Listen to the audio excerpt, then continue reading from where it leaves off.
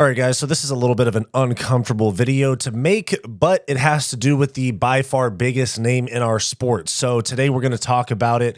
Conor McGregor has been found liable for assaulting a woman in a hotel in Dublin. He is ordered to pay a total of $258,594 in damages to the victim. Now, today we're going to talk about this. We're going to talk about what this means for Conor's comeback, what this means for the UFC, and what this just means kind of in general. So let's get into it. Now, here's some of the details. Here we have an article written by Sky News that says jury in civil court finds Conor McGregor raped woman in hotel and awards her damages. Nikita Hand has been awarded 248,603 euros in damages after a jury at Dublin's High Court found McGregor assaulted her in a Dublin hotel in 2018. Here we have a picture of McGregor and Nikita Hand outside the court. A woman who accused McGregor of raping her has said, quote, justice has been served after she won her civil case against the Irish mixed martial arts fighter. Nikita Hand has been awarded, let's just say $250,000. I don't want to keep reading out that specific amount. Nikita Hand has been awarded $250,000 in damages after a jury in Dublin's High Court found McGregor assaulted her in a Dublin hotel in 2018. McGregor, 36, made no comment as he swiftly left court following the decision on Friday evening. He had previously told the court that he had consensual sex with Miss Hand in a penthouse at the Beacon Hotel in December of 2018. Speaking outside court after the decision, an emotional Miss Hand said the weeks of her civil case against the fighter have been a nightmare and have impacted her life and her daughters, friends, and loved ones. I would like to start off by saying I'm overwhelmed and touched by the support I've received from everybody. It's something I'll never forget. Now that justice has been served, I can try to move on and look towards the future.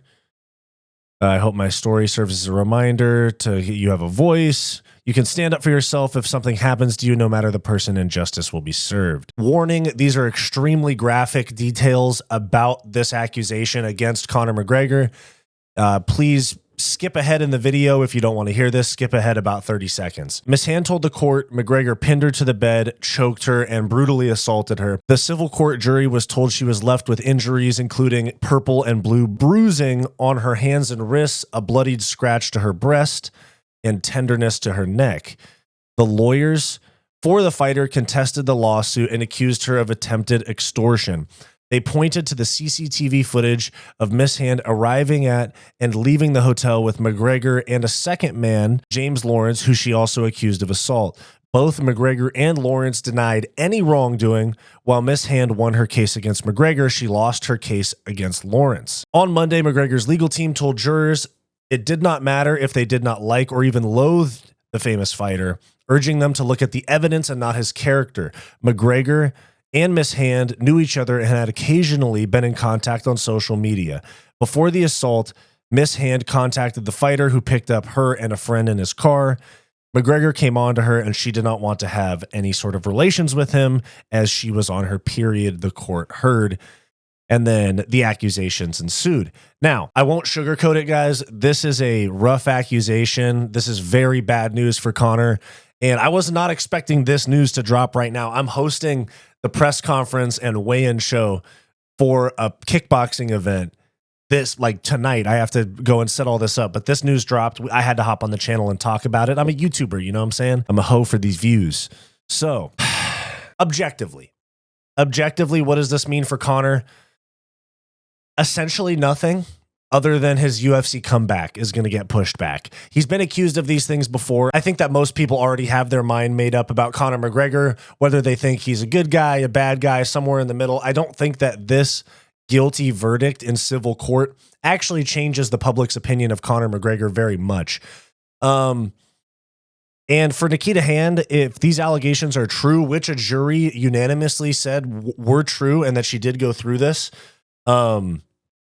it's obviously a terrible thing that happened to her, and I wish her well bouncing back from this. I'm not going to say anything negative about her. There's a lot of people saying that this was extortion and all of that. I am not going to go into that just because a high court decided that he was guilty. It wasn't her opinion. It was 12 peers, judged by 12, whatever, so that's how it goes. The court said Conor did this. So as far as I'm concerned, it seems reasonable that this happened. Conor has been accused of these type of things before. Guys, just how bad is Conor's coke addiction, if we're being real? And, it's crazy because aside from what does this mean for Conor? Basically nothing other than his UFC comeback getting pushed back, obviously. But then what does this mean for the UFC? I think this means that the UFC goes ice cold on McGregor in any sort of fashion. Talking about him, referencing a comeback, anything like that. I think they're going to go ice cold radio silence on McGregor for probably 6 months.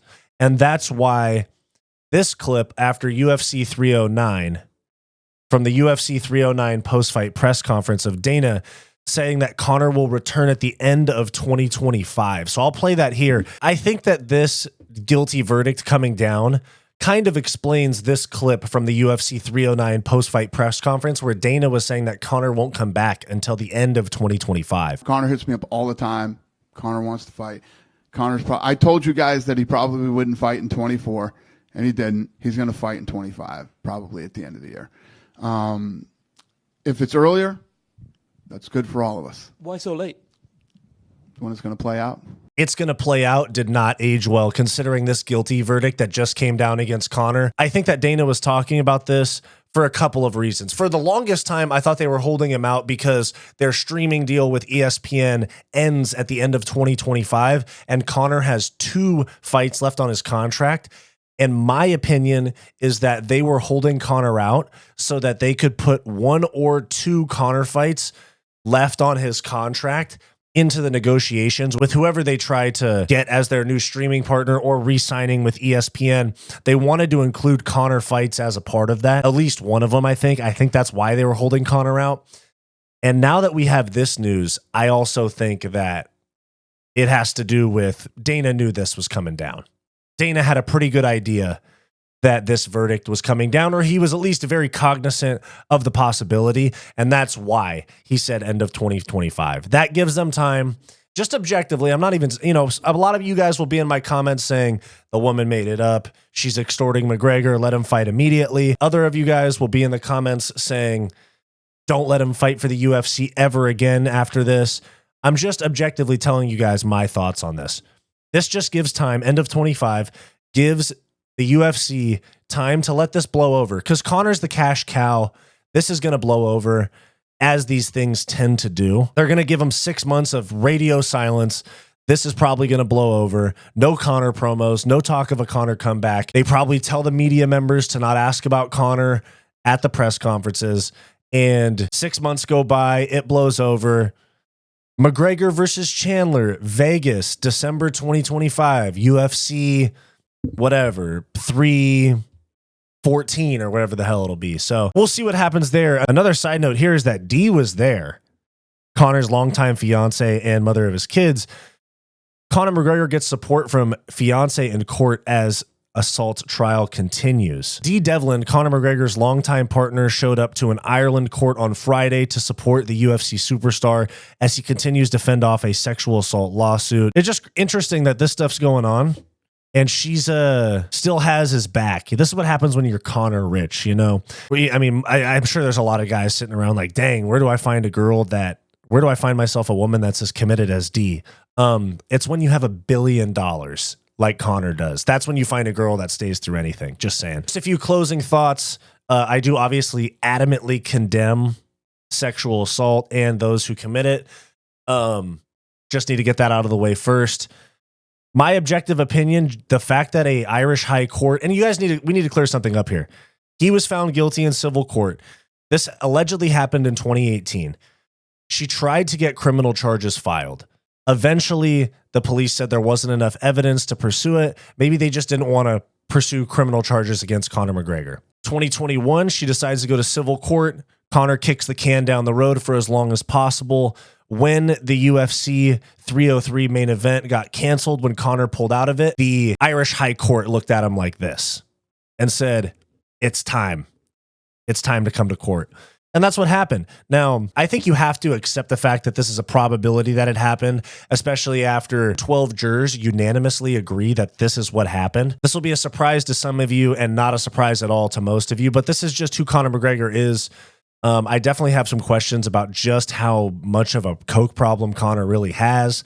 You also have to think about the other accusations that have been brought against Conor. There's probably 5 or 10 of them at this point. You have to look at those in a different light now that Conor was found guilty here. It's a really slippery slope here in terms of what's really going on in Conor's life. Just how much of an addict is he? Just how much of a maniac is he? Does the UFC want to do business with him still? Obviously they do, but I'm just posing questions. And yeah, guys, this is a tough topic to talk about. Like, Conor's the reason I got into this sport. Conor's the reason I became such a big fan of this sport, why I even started watching in the first place. As some of you guys know from watching my channel, I played baseball my whole life and then got into fighting after college baseball. And Conor was the one that got me into it. And so to see probably my favorite fighter ever dissolve into this type of person that does this type of thing, it's a tough pill to swallow. So I wish my channel was bigger to where I could talk to important people about the details about this. But the best I can do is give you guys my opinion for now. Conor McGregor found guilty in a sexual assault case from 2018. He's definitely not going to fight until the end of 2025, if ever. I think for the first time, I'm actually ready to let the ship sail that he's never going to fight again. So there's my thoughts, guys. Tough topic to talk about. The biggest star in our sport, one of the biggest celebrities in the world, was found guilty of assault. So let me know your thoughts down below. What does this mean for Conor? What does this mean for the UFC? What does this mean for his return? Let me know your thoughts down below. I'm Wyatt. This is Fight Society.